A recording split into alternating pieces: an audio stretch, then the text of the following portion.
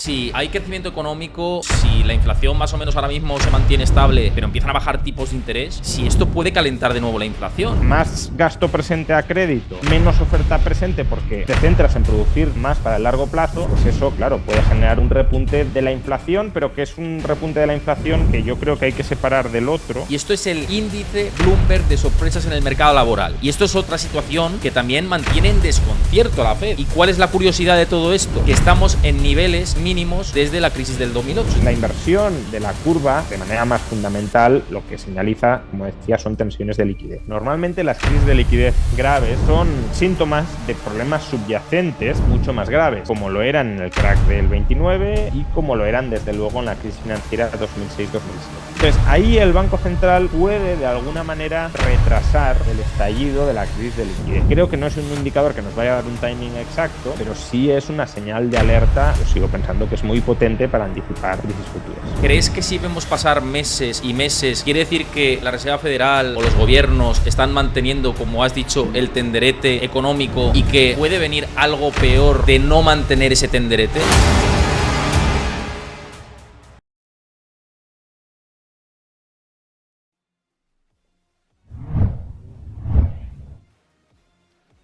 Y como decía antes, a todos los que me estáis viendo, me dirijo también principalmente a los que nos veis desde YouTube. Si os gustan las charlas, tanto las que tengo con Juan Ramón Rayo como con otros expertos, como mis análisis propios, la única manera de hacerlo visible es que dejéis vuestro like, que dejéis ahí abajo vuestro comentario. Sí, me gustan las charlas con Rayo, me gustaría que le preguntaras esto para la siguiente charla. Bueno, comentarlo ahí en comentarios y suscribiros al canal si no lo conocíais, que siempre merece la pena pues que crezca la comunidad. Dicho esto, y haciendo el recordatorio breve, porque es verdad que muchas veces la gente se olvida también de dejar su like a este tipo de charlas cuando le gustan. También cuando la suba Juan Ramón Rayo a su canal, dejadle like de esta charla, por supuesto que también. Ahora mismo parece que hay un desconcierto en el mundo de la economía, en Wall Street. Yo todos los contactos que he tocado, parece que hay dudas sobre el camino que se va a tener, porque ya llevamos mucho tiempo diciendo que hay datos contradictorios en términos económicos. Por un lado, la macro, hoy conocíamos el dato de ventas minoristas, que ha sido mejor de lo esperado, pero ha habido un recorte desde agosto del 1% de crecimiento al 0,1%, pero es crecimiento. Y esto también modifica al alza las perspectivas sobre el crecimiento del PIB. Pero por otro lado, el mercado laboral enfriándose, la inflación controlada y ahora pues el mercado empieza a poner en precio que vienen sucesivas bajadas de tipos de interés, que se acabó ya el proceso restrictivo y se empieza otro ciclo. Pero claro, esto es desconcierto para lo que puede venir. ¿Tú cómo lees a partir de este momento el futuro? Porque es muy difícil anticiparse, ¿verdad? Sí, a ver, ya lo habréis comentado en más ocasiones, pero estamos ante la decisión de tipos de interés que más desconcierto o incertidumbre genera todas las que tenemos en la serie histórica, tanto si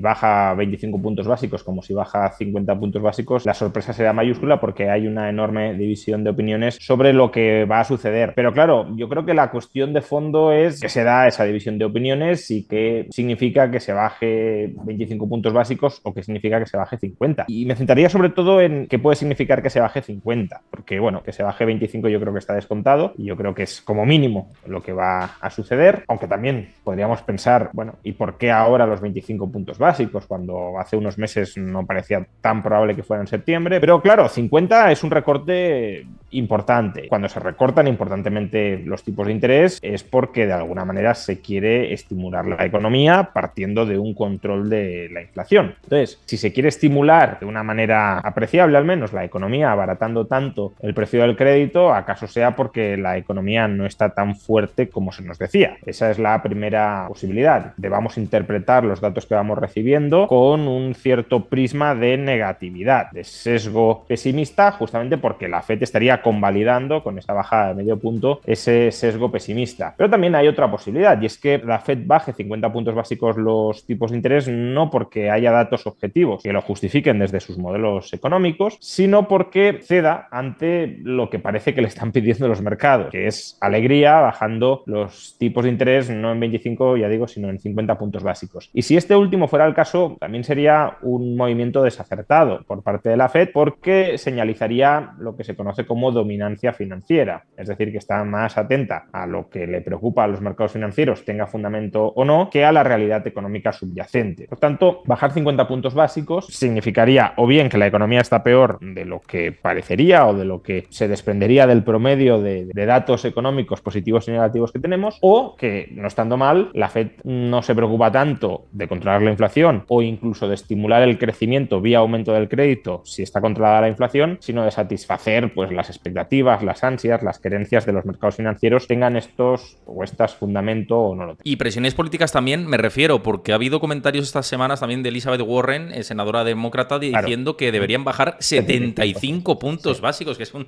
despropósito ya mayúsculo, ¿no? Claro, de nuevo, también podría interpretarse de esta manera, ¿no? Que dada la cercanía de las elecciones, lo que pasa que, hombre, en los mercados financieros sí podría tener una traslación más inmediata, eso es cierto, es decir, por resumir la línea de argumento que están intentando formular, es verdad que una bajada de 50 puntos básicos a mes y medio de las elecciones no va a trastocar mucho el panorama macro como para que empiece a haber un cambio de tendencia o un reforzamiento del crecimiento económico y del empleo que genere una oleada de optimismo macroeconómico que lleve a los votantes a abrazar el statu quo actual y por tanto a votar a Kamala Harris, la continuidad demócrata. Eso es cierto y por tanto podríamos pensar que no hay ninguna conexión política o ninguna presión política a la Reserva Federal para que baje 50 puntos básicos antes de las elecciones. Pero sí hay o sí habría muy probablemente un efecto riqueza no desdeñable. Es decir, las bolsas subirían, bueno, al menos a corto plazo parece que se tomarían con bastante alegría una bajada de tipos de interés de 50 puntos básicos y claro, el efecto riqueza también se traduce en un cierto impulso a votar continuidad. Porque si te sientes más rico, si echando la vista atrás, que ya sabemos además que lo del pasado lejano se olvida o se descuenta mucho y lo del pasado más inmediato es a lo que se le da más importancia, la memoria más a corto plazo, pues claro, si más a corto plazo me siento muy rico, tiendo a echar la vista atrás y digo, me he enriquecido durante este último periodo, por tanto, Biden o los demócratas no lo habrán hecho tan mal, que no estoy diciendo que lo hayan hecho mal, eso es para otro debate, pero desde luego el votante podría razonar en estos términos, no lo han hecho tan mal, por tanto, votando en función de mi interés financiero, voy a votar a Kamala Harris. Ese efecto yo creo que sí podría existir y por tanto sí tiene sentido que haya presiones, como las ha habido, tú mismo lo has recordado, de Elizabeth Warren, para que la Reserva Federal baje ya los tipos de interés a ver si eso permite arañar algunos cientos de miles de votos en algunos estados clave o algunos millones de votos en algunos estados clave y decanta la presidencia hacia los demócratas. Y aquí la duda que se abre también y que yo creo que está en debate ya, y es si hay crecimiento económico, si la inflación más o menos ahora mismo se mantiene estable, pero empiezan a bajar tipos de interés, si esto puede calentar de nuevo la inflación, porque claro, si hay crecimiento, la demanda otra vez vuelve a repuntar en mayor medida y esto a lo mejor puede llevar a que el objetivo de la Fed del 2% empiece a subir al 3 y pico en algún punto del año que viene, si no viene una desaceleración económica. Ojo, ¿esto tú lo ves posible? Sí, desde luego, a ver, uno de los motores de la inflación es el crecimiento del crédito privado. Por sintetizarlo un poco, quizá desde una perspectiva más teórica, pero que creo que como marco abstracto nos sirve, ¿no? La inflación, al final, depende, suele decir Milei y, bueno, otros economistas alrededor de Milei, que la inflación es un fenómeno monetario. Cuando se dice esto, muchas veces se interpreta que la inflación se debe solo a la oferta monetaria, cuando en realidad lo que significa, si se expresa correctamente, es que depende de la oferta y de la demanda monetaria. De la oferta sí, pero de la demanda también. ¿Eso qué implica? Pues que un aumento de la oferta, por ejemplo, cuando el Banco Central incrementa las reservas del sistema bancario, o sobre todo, ¿no? Porque ni siquiera ese es el motor fundamental, sobre todo cuando el conjunto de pasivos del Estado aumenta por incremento de los títulos de deuda pública a corto y a largo plazo para financiar los déficits, ese aumento de la oferta monetaria lo que hace es, si es un incremento superior a la demanda de esos títulos de deuda, lo que hace es depreciar los pasivos del Estado, la moneda fiat es un pasivo del Estado y eso eleva los precios. Pero luego, por otro lado, eso sería la oferta de dinero, que además la demanda también se podría ver afectada por estos déficits futuros, ¿no? Porque eso es lo que le ha pasado a Argentina tradicionalmente. Si yo espero que el sistema político-financiero va a gestionar mal la moneda y va a estar monetizando continuamente déficits y por tanto no solo incrementamos la oferta presente por encima de la demanda, sino que anticipo que en el futuro también la oferta va a aumentar por encima de la demanda de dinero y por tanto que la inflación va a ser persistente, claro, mi demanda de ese activo monetario se reduce porque yo no quiero tener en mi saldo de tesorería un activo monetario que va perdiendo valor a tasas aceleradas. esperadas, tanto más oferta presente y futura esperada, menos demanda presente, un círculo inflacionista. Eso es la dinámica más peligrosamente inflacionista que tiende a degenerar en una inflación galopante y en el extremo, no digo que sea el caso habitual, pero en el extremo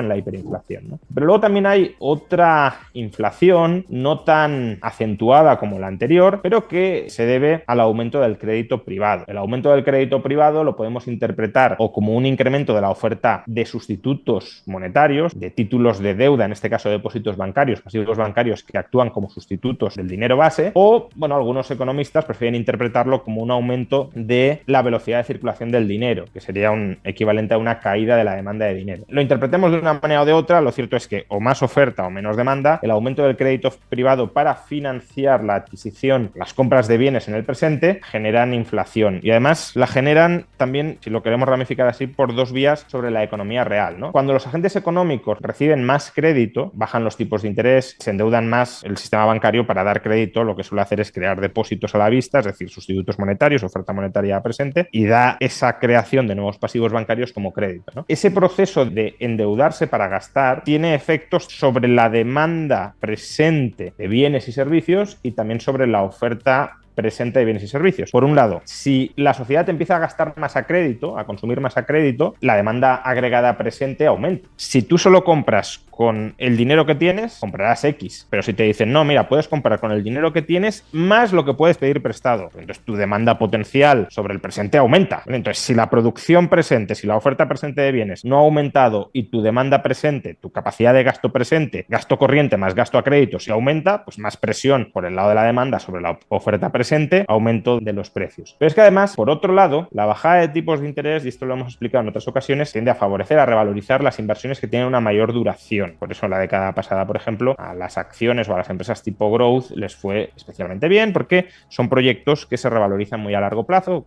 cuyos rendimientos se ubican muy a largo plazo y son el tipo de inversiones que en un contexto de crédito laxo tienden a realizarse. Entonces, claro, si tú bajas tipos e incentivas que las empresas se endeuden para invertir con vistas a largo plazo, no solo estás, como explicaba antes, aumentando el gasto presente o el gasto sobre los bienes presentes, sino que también la oferta se te va al futuro, porque las empresas no se focalizan tanto en producir para ya mismo, para aumentar la oferta hoy de lo que se pueda vender hoy, sino que empiezan a pensar en cómo aumentar la oferta en el futuro a largo plazo. Entonces, más gasto presente a crédito, menos oferta presente porque te centras en producir más para el largo plazo, pues eso, claro, puede generar un repunte de la inflación, pero que es un repunte de la inflación que yo creo que hay que separar del otro, del que hemos explicado al principio, del que está vinculado con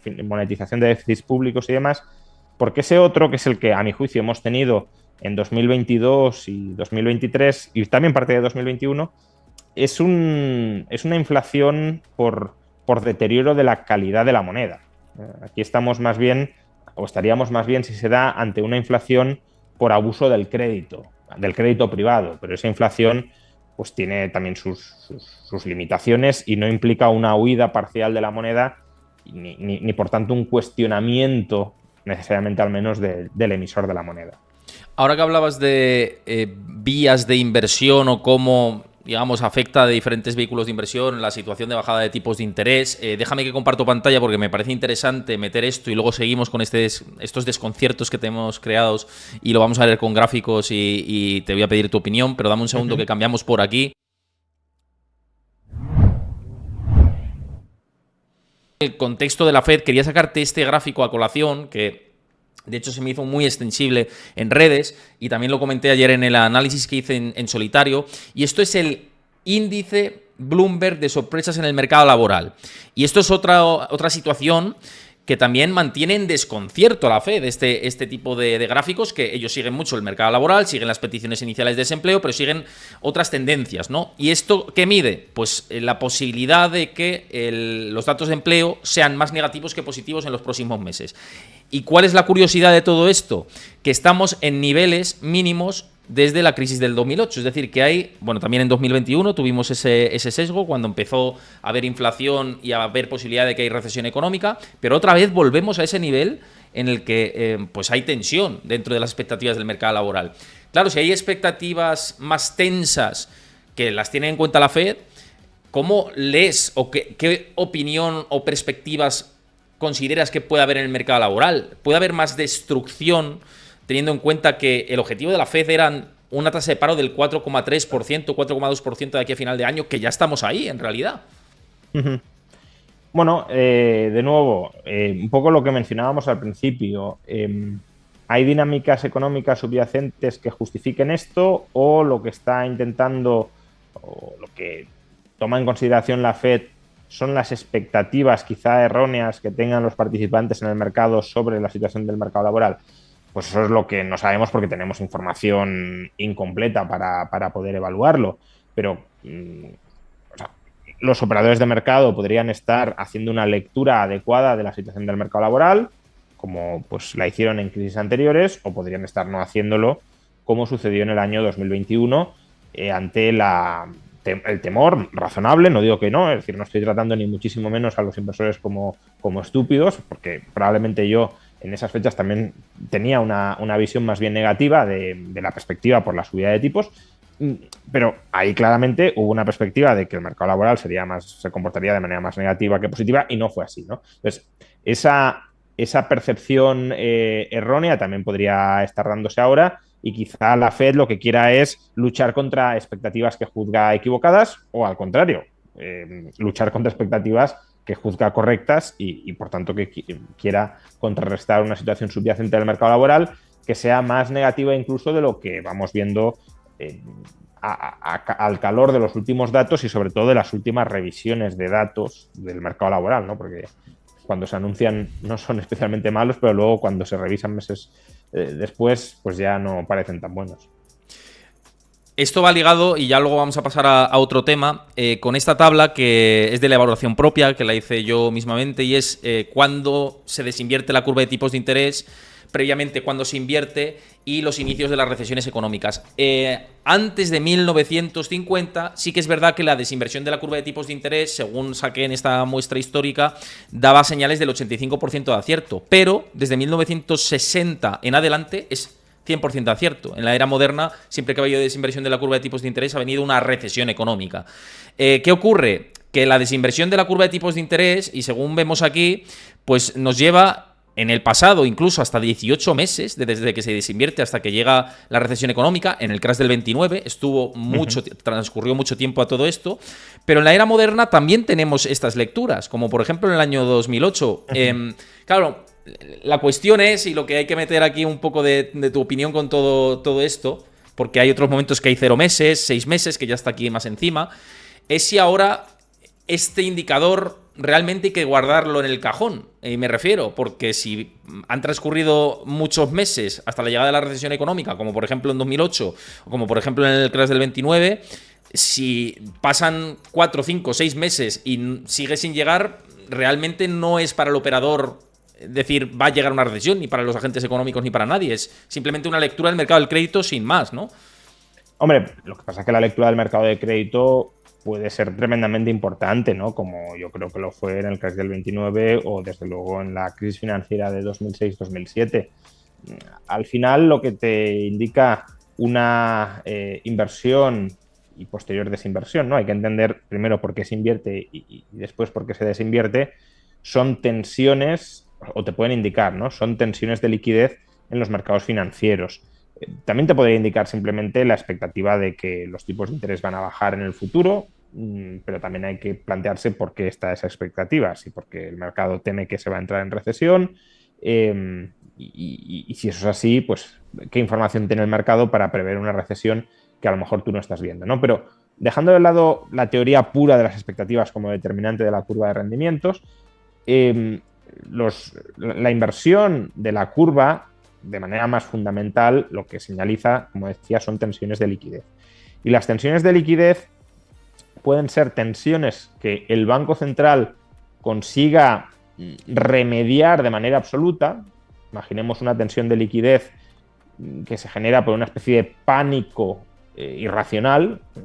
Yo temo que te vas a quedar sin liquidez, entonces como mi liquidez depende de la tuya y yo creo que tú no vas a tener liquidez para pagarme, yo también y trato de incrementar mi liquidez a costa de retrasar pagos a mis deudores, etcétera, podría haber un movimiento similar a una corrida bancaria que no tenga fundamento y que genere un pánico transitorio de liquidez. Este tipo de crisis de liquidez, cuya evidencia, hay que decirlo, es bastante débil, es decir, teóricamente se pueden dar, pero cuando lo estudiamos históricamente en contra de lo que se suele pensar, no son tan comunes. Es decir, claro que ha habido pánicos bancarios, pero normalmente eran pánicos bancarios porque efectivamente los bancos que estaban detrás estaban quebrados o tenían problemas de solvencia graves. No era, este banco está sanísimo y la gente ha empezado a sacar el dinero de manera alocada e irracional. No, eso es bastante raro, pero bueno, teóricamente se podría dar. Y si esto sucede en los mercados financieros, si hay un cierre de financiación, cierre de los mercados financieros, tanto a la hora de vender activos como a la hora de buscar refinanciación, pues podrías tener estas crisis de liquidez que el Banco Central, como decía, puede remediar, porque ahí sería la función, ¿no?, idealizada de prestamista de última instancia. Entra el Banco Central, provee liquidez, tranquiliza los mercados y como el pánico era irracional, todo vuelve a la normalidad. Bueno, se puede dar, y si el Banco Central interviene ahí, pues calmará las aguas y no descoordinará nada. Pero normalmente las crisis de liquidez graves son síntomas de problemas subyacentes mucho más graves, como lo eran en el crack del 29 y como lo eran desde luego en la crisis financiera 2006-2007. Entonces, ahí el Banco Central puede de alguna manera retrasar el estallido de la crisis de liquidez, porque puede entrar a inyectar liquidez a los mercados. Eso sucedió pues año 2006-2007. Para algunos inyectó demasiada poca liquidez, pero lo que es incuestionable es que el Banco Central bajó los tipos de interés y hasta el año 2009 hizo programas de qualitative easing, es decir, trató de extender, no aumentar el tamaño de su balance, pero sí de ampliar las formas de provisión de crédito más allá de las tradicionales para que los bancos y también los no bancos tuviesen acceso a financiación. Entonces, el Banco Central puede intentar calmar las aguas, pero si hay problemas subyacentes más graves, como los había, pues eso solo retrasará el estallido de la crisis. Y por eso tiene sentido que en la crisis del 29, el crack del 29, aunque eso es más controvertido, pero desde luego en 2006-2007 tardará tanto en estallar la crisis, porque el Banco Central de alguna manera estaba aguantando el tenderete para evitar que cayera, y al final termina cayendo, más tarde, pero termina cayendo. Entonces, yo por eso creo que sí es un indicador que no te tiene por qué dar, sobre todo en un contexto de fuerte injerencia del poder político en el ciclo económico, tanto a través de déficits públicos como a través de políticas monetarias expansivas. No te tiene por qué dar el timing de cuándo va a haber una recesión. Creo que interpretarlo o leerlo de esa manera es absurdo, porque además, si todo el mundo o sea, si dijéramos, no, es que la curva de rendimientos, desde que se desinvierte hasta que entra la crisis, son 5 meses exactos o 6 meses exactos. Si todo el mundo, o sea, si eso fuera objetivamente así y todo el mundo supiera que es así, eso se anticiparía al presente y tardaría a cero desde que se desinvierte o incluso desde que se invierte, porque ya todo el mundo estaría replegando velas ante la certeza de que en 5 meses va a haber una recesión, ¿no? Entonces, como eso no funciona así, ni puede funcionar así, y en la medida en que fuera a funcionar así dejaría de funcionar, creo que no es un indicador que nos vaya a dar un timing exacto, pero sí es una señal de alerta que yo sigo pensando que es muy potente para anticipar crisis futuras. Con esto que dices, es que me parece muy, muy interesante.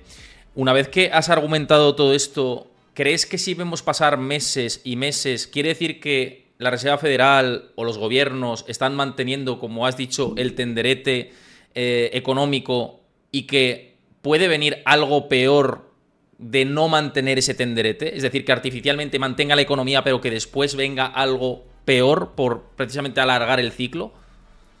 A ver, he dado dos posibilidades de por qué se invierte y se desinvierte la curva. La primera sería, recordémoslo, ¿no?, para que no parezca que estoy necesariamente comprando una de las dos versiones. Total. La primera sería que hay una inversión irracional, un pánico de liquidez, porque, bueno, pues creemos que va a haber una crisis o creemos que el otro me va a dejar de pagar y yo, por tanto, también dejo de pagar, etcétera. Entonces se monta ahí un pifostio de falta de liquidez, el Banco Central interviene, ¿no? Ahí habría inversión de la curva, el Banco Central interviene y consigue desinvertir la curva, normalizar la situación financiera y la cuestión, el problema sale adelante, ¿no? Ahí la intervención del Banco Central no tendría por qué generar problemas. En el segundo escenario tenderá a generarlos. Hombre, también hay, creo que esto alguna vez ya lo tratamos, también hay alguna posibilidad de que en el segundo escenario que he planteado, y es que la intervención del gobierno y del Banco Central para sostener el tenderete no genere una bola de nieve creciente que nos termine arrastrando en una luz. Hay una vía de salida o una posibilidad que evitaría esto y es, como decía, las crisis de liquidez pueden tener una causa subyacente y esa causa subyacente es que hay desequilibrios económicos reales más profundos que se tienen que corregir. Y precisamente como no hay liquidez para corregirlo todo, emerge la crisis de liquidez y el gobierno, como no puede crear los recursos reales para que todos puedan reconvertir sus planes de negocio que están descoordinados en la economía, pues por mucha liquidez que dé, si no hay recursos no los hay, aparecen cuellos de botella, inflación y por tanto crisis económicas.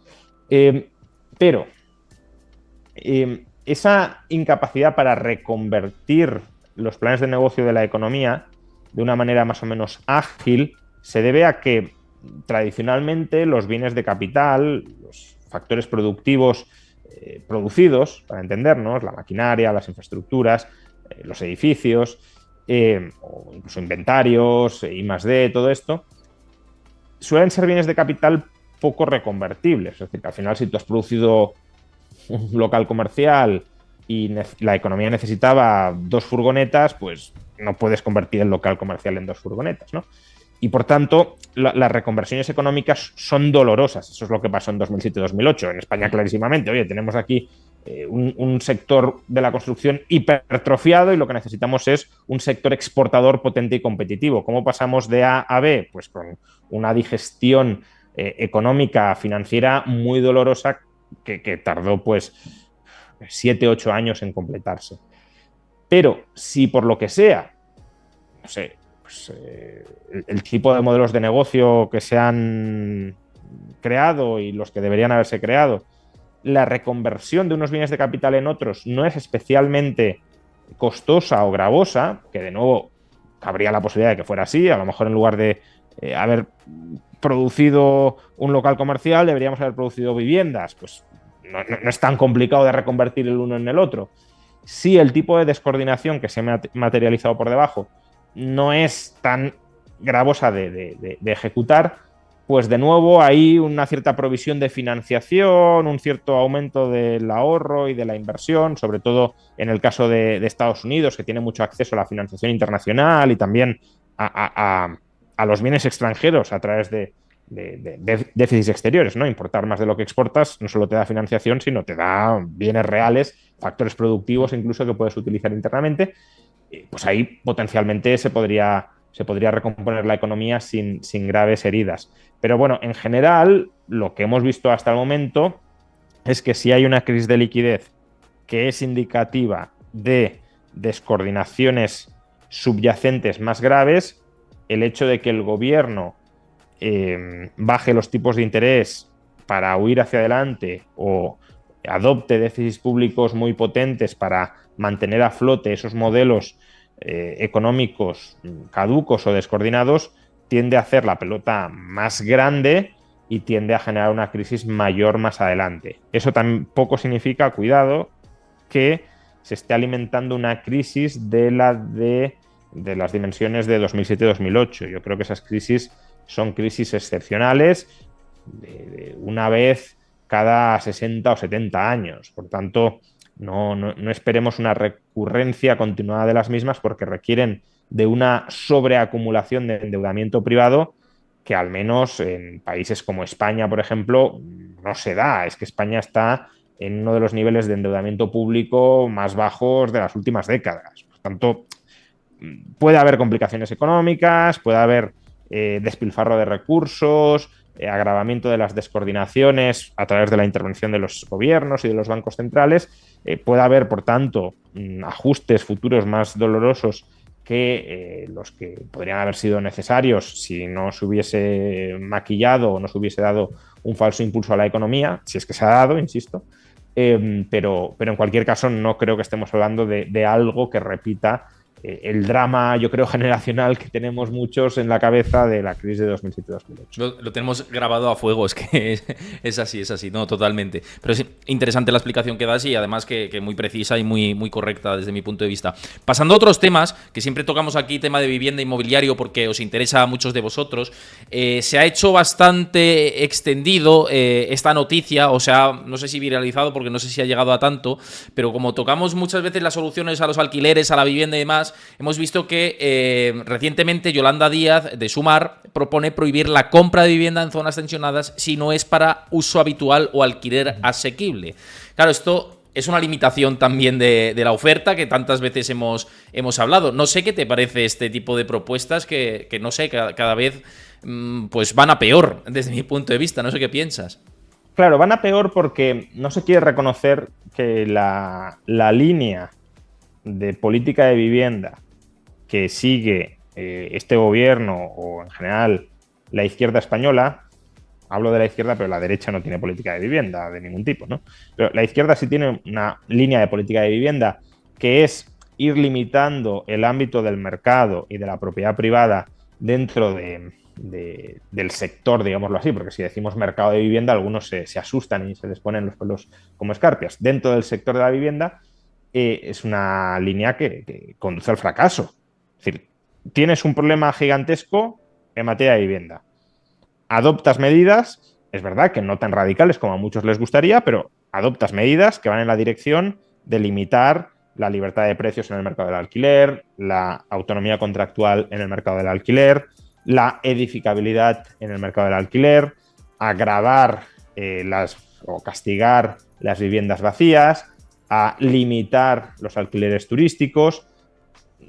Vas adoptando todas estas medidas que supuestamente eran la clave para tener vivienda asequible y la vivienda no es que se vuelva más asequible, es que se vuelve menos asequible aún. No es que era poco asequible y aún es menos asequible después de haber adoptado toda esta batería de medidas. Entonces, claro, ahí lo que te queda es, o das marcha atrás y dices, mire, que toda la explicación, toda la película que me he montado sobre cuáles eran las causas profundas en el mercado de la vivienda eran mentira o eran un error de raíz ideológico, sociológico, económico, político, y no tiene nada que ver con todo el diagnóstico que hemos venido haciendo durante años. O dicen, bueno, no, hay que seguir avanzando hacia adelante. Si no han funcionado estas medidas es porque son insuficientes.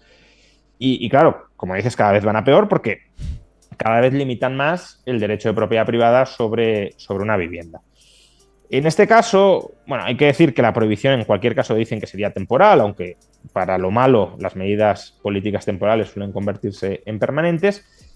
Y además me hace gracia porque después de desarrollar toda una batería de medidas limitativas de la propiedad privada de la vivienda, terminan diciendo, bueno, y en cualquier caso lo que hay que hacer para que bajen los precios y para que la vivienda se vuelva más asequible es aumentar la oferta de vivienda en aquellas zonas tensionadas donde la reducción del número de viviendas vacías no sea suficiente para aumentar significativamente la oferta efectiva dentro de esas zonas.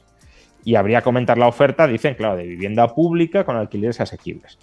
A ver, aquí lo que se está reconociendo es que el problema básico en las zonas tensionadas, pues claro, en las zonas no tensionadas, en principio no hay problema, por definición, ¿no? Porque además ellos ya definen zona tensionada como la relación entre precios de la vivienda o del alquiler relativamente alto en relación con los ingresos promedio de esa zona. Por tanto, en principio, si una zona no es tensionada, no hay un grave problema de la vivienda. Entonces, en las zonas tensionadas es donde ellos creen que puede haber problemas de oferta. Claro, porque es lo que hemos venido diciendo desde hace años. La zona está tensionada porque no hay oferta, con lo cual, si tú reconoces que en las zonas tensionadas puede ser necesario o va a ser necesario aumentar la oferta, es que no hace falta que adoptes otras medidas que son lesivas de la propiedad privada y, por tanto, que no conducen a que el sector privado aumente la oferta en esas zonas tensionadas. Es que el problema clave es precisamente la oferta y lo que tienes que hacer es facilitar que aumente esa oferta con menores regulaciones restrictivas de la misma y de todo tipo. O sea, ya no hablamos solo de inseguridad, ya no hablamos solo de controles de precios. Cuando se hace una promoción, el propio ayuntamiento lo que está provocando es una restricción muy importante de la edificabilidad dentro de esas promociones, ¿no? O sea, hoy me pasaban datos de la operación Campamento y al final tienes que de todo el territorio lo que se destina a la construcción de viviendas es ínfimo. Entonces, claro, si cuando tienes opciones de construir nuevas viviendas en zonas de una ciudad como Madrid que, espacios de edificabilidad masivos, relativamente céntricos, quedan pocos, pero si en los pocos que quedan, el caso más claro ya no es ni siquiera la operación Campamento, sino la operación Chamartín, ahí deberías poder edificar a mansalva para que ejerza una cierta presión a la baja sobre los precios. Si ahí ya dices, no, pero 7.000 viviendas como mucho, pues claro, que eso no hace nada. No das abasto a toda la demanda real y potencial que hay de residir en Madrid para mantener a raya los precios, ¿no? Entonces, bueno, lo de Sumar es una huida hacia adelante que al final lo que provoca es, como decíamos, una menor oferta presente y futura de vivienda, menor oferta presente porque los propietarios o no sacan las viviendas en alquiler o venden las viviendas, ¿no? Porque uno podría decir, bueno, no las sacan al alquiler, las mantiene vacías, le pongo un impuestazo. Vale, venden las viviendas y uno puede decir, bueno, pues si venden las viviendas las comprarán los que las habrían alquilado. No necesariamente. Hay gente que quiere alquilar una vivienda para 1 año, 2 años, 3 años, 4 años o 5 años y no la quiere comprar porque no quiere vivir ahí de largo plazo. O que puede alquilarla pero no puede comprarla porque tiene capacidad financiera para lo uno pero no para lo otro. Por tanto, hay cierta sustitutividad, sí, pero no es perfecta. De modo que puedes trasvasar oferta de vivienda hacia un segmento de la población vía compraventa, volviendo la oferta efectiva de vivienda aún más escasa para otro segmento de la población, que es la que necesita alquilar. Y luego la oferta futura, porque no solo se desincentiva que el sector privado, como decía, construya más vivienda. Al final no te dejan construir, parte de el suelo que has comprado lo tienes que destinar a vivienda de protección oficial. La perspectiva es que si construyes para alquilar te vayan a controlar precios o te vayan a limitar el número de años que puedes, la duración del contrato, bueno, más que limitar, imponer la duración del contrato, o desprotección en caso de que el inquilino no pague, bueno, o de que te destruya el piso, etc. Claro, no solo te están erosionando la rentabilidad real de construir un inmueble para alquilar, que es de lo que estamos hablando, sino que en los pisos ya construidos, que ahí dices, bueno, es que los pisos no se pueden destruir, por tanto no se puede reducir la oferta respecto a lo que hay. Mentira, los pisos se pueden deteriorar. Y si la rentabilidad financiera del alquiler la vas matando políticamente, lo que haces es reinvertir menos en el mantenimiento de esos inmuebles que, conforme se van deteriorando, sus condiciones de habitabilidad van siendo peores. Y ese es un riesgo que sí que tenemos, que la oferta efectiva en términos de cantidad y de calidad vaya cayendo si tú matas las condiciones financieras que permiten esa reinversión. Eso, claro, o que el sector público, cuando el sector privado desaparezca, porque lo matas, pues lo reemplace, que en lugar de construcción privada de vivienda sea construcción pública de vivienda, que en lugar de ser propietario de una vivienda seas inquilino del sector público que sea el dueño de esa vivienda. Y bueno, pues es el modelo que desde luego le gustaría a la izquierda, que en lugar de tener un país de propietarios de inmuebles, el grueso de la propiedad sea estatal y los ciudadanos no tengan, ya digo, un título de propiedad a largo plazo sobre las viviendas que adquieren. Y bueno, sin ser un modelo que necesariamente sea nefasto, a mí sí que me gusta que uno pueda ser propietario, obviamente, de la vivienda en la que reside, pero también es verdad que, por ejemplo, en Singapur, una parte muy significativa de los singapurenses no son propietarios de la vivienda en la que habitan porque son una especie de arrendamientos a 100 años o algunos 1000 años vista, que eso sí que es casi equivalente a ser propietario, ¿no? Pero es que, claro, en este país el patrimonio estaba constituido por vivienda. Entonces, el grueso del patrimonio era la vivienda. Ujú. Si la izquierda aspira a que la vivienda no forme parte de tu patrimonio, pero dijera, bueno, vale, no sea la vivienda, pero sea, no sé, una cartera de acciones amplia y diversificada. Pues bueno, vale, hemos reemplazado un tipo de activo, la vivienda, por otro, que son activos bursátiles. Pues los singapurenses no son dueños de una vivienda, pero desde luego tienen un volumen de ahorros muy sustancial que les confiere propiedad sobre activos financieros nacionales y sobre todo globales, ¿no? Pero es que aquí tampoco. Entonces, no hay una perspectiva de convertir a los españoles en propietarios, accionistas, el famoso ideal de sociedad de propietarios sobre las empresas españolas y extranjeras, porque todo eso lo va engullendo el sistema público de pensiones. Y ahora también en el mercado inmobiliario la perspectiva es, y que tampoco sean propietarios de vivienda. Entonces, ¿de qué patrimonio tenemos? Parece que el objetivo sea que no tengamos ningún patrimonio y que todas las rentas futuras y contingentes que debamos recibir provengan del Estado, siempre que el Estado nos quiera dar y determinando el Estado cuánto nos da en cada momento. Sí, no, y además es que has dado en el clavo, y yo que soy propietario de otra vivienda, además de la que resido, y es verdad que la inseguridad jurídica, los que tenemos varias propiedades o alguna propiedad más, pues es tremendo, ¿no? Tienes que rezar para que tu inquilino te pague, porque si no te paga y se declara insolvente, pues estás desprotegido completamente ahí, porque tiene más protección el inquilino que tú como propietario. Ni que decir que se te queda el piso vacío y dices, a ver si no me lo ocupan, que en la zona donde lo tengo ya ha habido casos también de ocupación. O sea, es decir, que todo esto lo que te empuja es a reflexionar y a decir, pues no quiero alquilarlo, no quiero tener un piso con rentabilidad para alquilar.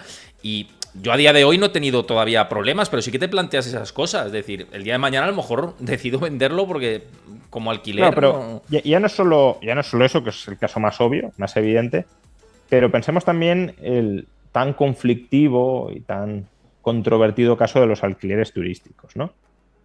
Al final parece que si hay una vivienda turística, no hay una vivienda residencial.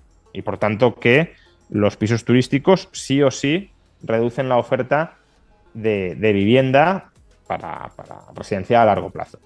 Y desde luego que puede haber una cierta comunicación entre ambos ámbitos. Claro que puede haber viviendas residenciales que se reconviertan a viviendas turísticas, o claro que podría haber viviendas turísticas que se reconvirtieran, si se dieran las condiciones económicas adecuadas, como tú mencionabas, ¿no? Claro, si matan la rentabilidad del alquiler residencial a largo plazo, pues ¿quién va a querer reconvertir el alquiler turístico en residencial? Pero bueno, sí que puede haber un cierto trasvase. Pero también hay trasvase entre otras actividades económicas. Por ejemplo, si una persona compra un local comercial donde había, no sé, un almacén o un restaurante o un supermercado y lo reconvierte en alquiler turístico, ¿qué plazas de vivienda está ahí quitando? Que sí, uno podría decir, claro, pero es que, como ha hecho el alcalde de Madrid, ¿no? Que ha prohibido la reconversión de locales comerciales en alquileres turísticos. Claro, es que podrías haber comprado ese mismo almacén y reconvertirlo en vivienda. Vale, primero que no siempre eso es posible. Es decir, que el ayuntamiento lo puede limitar. Pero segundo, aunque sea posible, entonces, ¿por qué me dices que es el alquiler turístico el que reduce las plazas de vivienda? También lo estaría reduciendo el almacén, porque el almacén, el supermercado o el bar potencialmente también podrían ser vivienda. Entonces, donde vemos un bar, podríamos decir, ahí podría haber una vivienda. El hecho de que haya un bar está reduciendo la oferta de vivienda. Pero ese planteamiento solo lo hacemos con los pisos turísticos. Si yo paso por la calle y veo un piso turístico, digo, ahí debería haber una vivienda. Ya, pero es que ahí antes había un bar. Y cuando había un bar no decías, ahí debería haber una vivienda. Por tanto, es un sesgo claramente orientado a machacar a lo que no dejan de ser empresarios que proveen una de las principales actividades de este país, que es el turismo, porque además pensemos que el turista que se queda en un alquiler turístico está dando actividad a todo el contorno económico de la zona. Me parece que queremos, pisos turísticos fuera, pero la actividad que generan los pisos turísticos supongamos que se mantiene constante. No, mire, si usted te echa los pisos turísticos, parte de la actividad de esa zona se va a deprimir. Con lo cual sus ingresos, directos o indirectos, se van a ver afectados. A lo mejor paga menos en alquiler, pero recibe menos en salario. Hay argumentos que he leído por ahí y que he escuchado con respecto a esto que dicen, bueno, que se construyan más hoteles. Claro, pero si luego también capas las licencias de hoteles, es que ni una cosa ni la otra, no queremos nada. También en los hoteles, es verdad que tienen mayor densidad, ¿vale? De habitabilidad. Pero también los hoteles podríamos decir que quitan espacio para las viviendas, porque donde hay un hotel podría haber un edificio de viviendas residenciales. Entonces, ¿por qué el sesgo obsesivo? Que no digo que no se coloque encima de la mesa el debate, pero el focalizar todo el chivo expiatorio en el alquiler turístico, como si solo eso redujera la oferta potencial de vivienda, cuando cualquier uso del suelo alternativo al residencial, por definición, reduce la oferta potencial de vivienda residencial, porque donde haya cualquier cosa en el suelo podría haber una vivienda, pues es un debate muy sesgado y muy, además, populista o demagogo, como lo queramos decir, que desde luego genera mucha incertidumbre sobre la evolución normativa y regulatoria que va a caer sobre los usos de los inmuebles en el futuro de este país. Porque es que en cualquier momento se te puede montar de manera irracional una campaña mediática y política contra los alquileres turísticos o contra cualquier otro sector al que se le quiera cargar el muerto de un problema que han generado los políticos en un momento determinado, que dices, bueno, a 20 años vista, ¿yo a qué invierto sin que me puedan llover palos regulatorios por todos los lados que me maten la actividad? Pues es que claro, esa es la problemática general a la que yo creo que cualquiera que esté pensando en invertir en cualquier parte del sector inmobiliario español, ya no solo el residencial, sino también el comercial, el industrial en menor medida, pero desde luego el comercial sí, se está enfrentando en estos momentos. Pues yo creo que nos vamos a quedar con todo esto. Tenía más temas ahí preparados, pero al final yo creo que requería explicar todo muy bien, sobre todo la parte de la economía y ahora todo esto de la vivienda. Yo creo que además os interesa mucho todo. Muchísimas gracias, Juan Ramón, por pasarte por aquí como siempre. Dentro de poco nos vemos. Que ya he dicho que va a haber sorpresas en mi programa con debates, charlas. Alguna de ellas las va a protagonizar y va a estar con nosotros Juan Ramón Rayo. Ya lo veréis pronto y os va a gustar bastante. Y os digo una última exclusiva que tengo, que ya dije que igual había alguna entrevista chula para el canal internacional. Y os confirmo, y lo he dicho en mi comunidad de Discord, que aprovecho para deciros que os unáis, y os lo pasaréis por el chat y también en la descripción del vídeo de YouTube lo tenéis. Y es que voy a entrevistar esta misma semana, y la traduciremos la entrevista, y la tendremos pronto en el canal, a Claudia Sahm, que es pues la creadora de la famosa Sahm Rule, que ha estado tan de moda ahora, que es una de las economistas de la Fed que ha hecho estudios muy interesantes sobre el mercado laboral estadounidense, y yo creo que va a merecer la pena para ver qué nos dice, ¿no? Es exclusiva aquí en España tener a Claudia Sahm en mi canal, pues oye, yo estoy muy contento con todo esto, así que no os lo podéis perder. Y dicho esto,